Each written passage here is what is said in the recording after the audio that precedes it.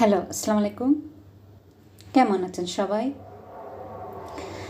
আমার সোনার বাংলা বিডি চ্যানেলে সবাইকে স্বাগত জানাচ্ছি। আর আজকের পর্বে নিয়ে এসেছি শীতের অনেক প্রিয় একটা পিঠা, পোয়া পিঠা, যেটা আমাদের সিলেটি ভাষায় বলে পুরি পিঠা বা হান্দেশ পিঠা। আর হান্দেশ পিঠা বানাতে প্রথমে আমি এখানে একটা বাটিতে মরচা গুঁড়ো নিয়ে নিয়েছি। আপনারা চাইলে এর পরিবর্তে চিনিও নিতে পারেন। আমি এখানে 1.5 কাপ মরচা গুঁড়ো নিয়েছি।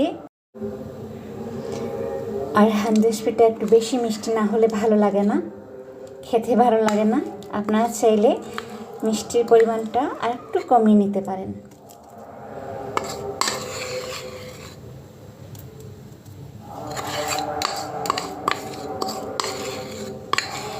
এখন আমি এটাকে অল্প পানি দিয়ে গুলে নেব। এখন আমি চুলাতে এটাকে 2 থেকে 3 মিনিটের জন্য একটু গরম করে তারপরে একটা ছাঁকনিতে ছেঁকে নেব, কারণ গুড়টাতে অনেক সময় ময়লা থাকে।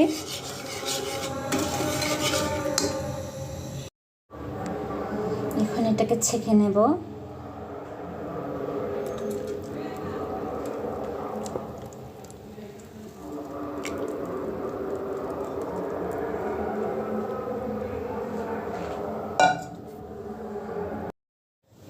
এখানে আমি বাজারের কেনা আতপ চালের গুঁড়ি 2 কাপ নিয়েছি। আপনারা চাইলে বাসায়ও গুঁড়িটা করে নিতে পারেন। বাসায় বানানো গুঁড়িটা অনেক ভালো হান্দেশ পিঠা হয়, অনেক মজা হয়, খেতে ভালো লাগে। এখন আমি হাত দিয়ে এটাকে মেখে নিচ্ছি। এই হান্দেশ পিঠা বানালেই ছোটোবেলার কথা মনে হয়ে যায়। যখন শীতকাল আসতো, মা যখন এই পিঠাটা বানাতেন তখন 4-5টা গন্ধে ভরে যেত। এখন শীতও আসে, সেই পিঠাও বানানো হয়, কিন্তু মায়ের হাতের বানানোর সেই স্বাদটা এখন আর পাই না। কিছু মনে করবেন না, আমার ভালো লাগার কিছু স্মৃতি আপনাদের সাথে শেয়ার করলাম।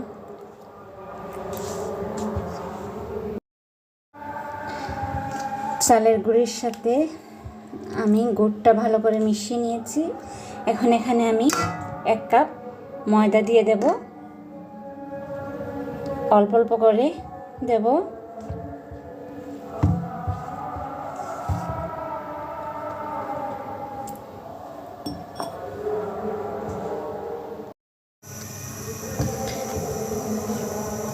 আপনি হান্দেশ পিঠার বাটারটা যত বেশি হাত দিয়ে এভাবে নাড়বেন, তত বেশি আপনার পিঠাটা ফুলে উঠবে।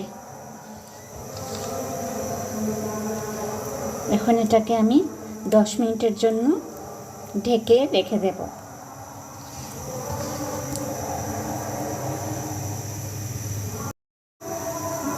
ঢেকে রেখে দিলাম 10 মিনিটের জন্য। 10 মিনিট পর ফিরে আসলাম। দেখুন আমার বাটারটা অনেক সুন্দর একটা বাটার হয়েছে। ইনশাল্লাহ পিঠাটাও অনেক সুন্দর হবে। তাহলে চলুন এখন ভাজা যাক। প্রথমে আমি তেলটা গরম করে নিয়েছি। ছোলার আঁচটা থাকবে একদম লো। আর প্লিজ আপনারা হাসবেন না আমার কড়াইটা দেখে, কারণ আমি এই কড়াইটা কখনো ফেলে দেই না। এই কড়াইটা অনেক আগের। আর কেন ফেলে দেই না জানেন? কারণ হান্দেশ পিঠা বানাতে অনেক ভালো লাগে, এটাতে অনেক সুন্দর হয় আর কি, এই জন্য। কথায় আছে না, কালো হলেও তার ভিতরটা অনেক ভালো, এই আর কি। আমি পিঠা বানানোর জন্য এরকম একটা চামচ নিয়েছি, দেখেন। আপনারা চাইলে কাপও নিতে পারেন আপনাদের ইচ্ছা মতো।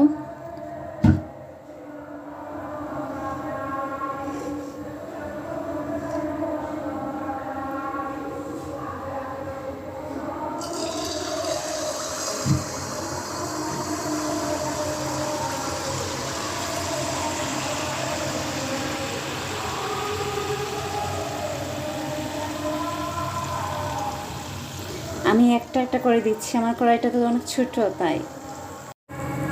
দেখুন আমার পিঠাটা কীভাবে ফুলে উঠেছে।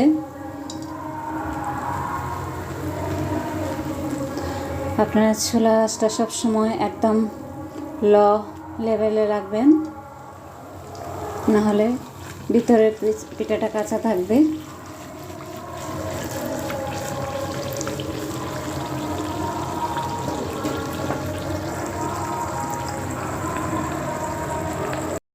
আমি আরেকটা করে দেখাচ্ছি, এই যে।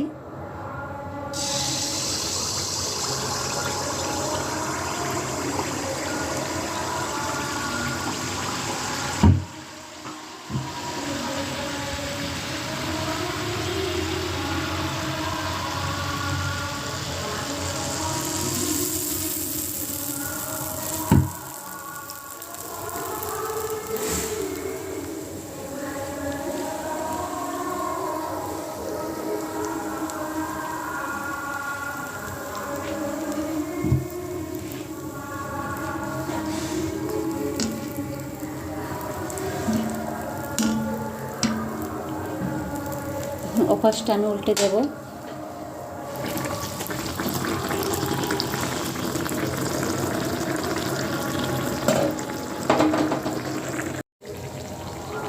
এরকম করে আমি সবকটা করে নেব। দেখুন আমার পিঠাটা কি সুন্দর ফুলে উঠেছে।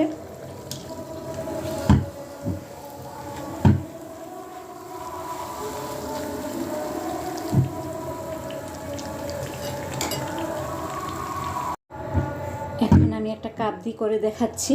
এই যে আমি একটা কাপে নিয়ে নিলাম, ছোট্ট একটা কাপ।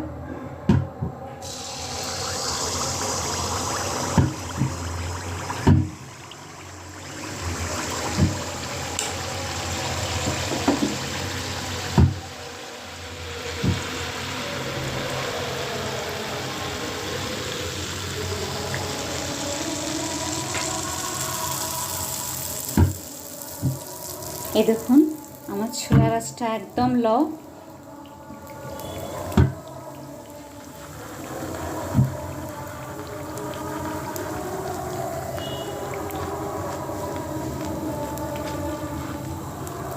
অনেক সুন্দর ফুলে উঠেছে। এটাকে আমি এখন উল্টে দেব।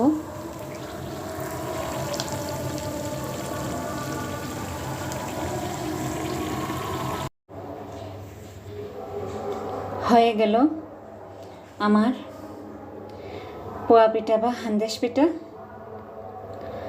আমি আমার মতো করে বানিয়ে দেখাবার চেষ্টা করেছি। আমি একটা ভেঙে দেখাচ্ছি।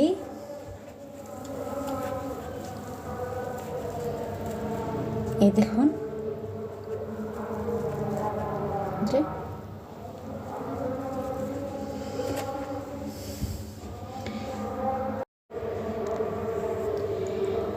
আমি আমার মতো করে বানিয়ে দেখাবার চেষ্টা করেছি। আর আপনাদের যদি ভালো লাগে আপনারাও ট্রাই করে দেখবেন। তাহলে আজ এ পর্যন্তই। সবাই ভালো থাকুন, সুস্থ থাকুন। আল্লাহ হাফেজ।